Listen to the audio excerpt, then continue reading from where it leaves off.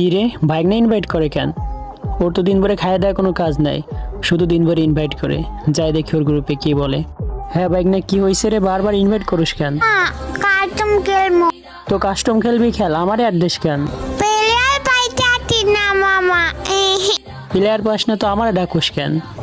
মামা তুমি খেলো না আমার সাথে কাস্টম। না না না বাইক না, এখন আমার সময় নেই। প্লিজ মামা প্লিজ, একটা কাস্টমে তো প্লিজ। আরে ধুর বাইক না, কথা বুঝো না, বলতেছি তো আমার টাইম নেই। ঠিক আছে তোমার খেলা লাগবো না, তুমি একটা প্লেয়ার দাও। ওই যে এখন আবার ওই পিচ্ছি বাইকনারে প্লেয়ার দেওয়া লাগবো।